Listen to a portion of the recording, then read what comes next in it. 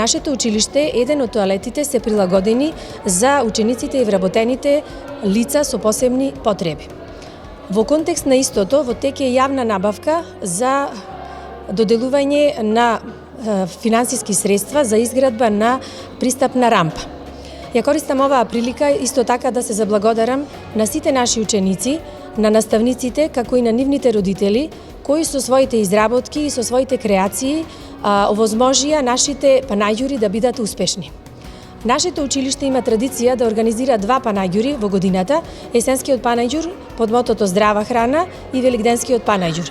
Финансиските средства кои што се обезбедуваат од овие панаѓури се наменуваат за потребите на училиштето.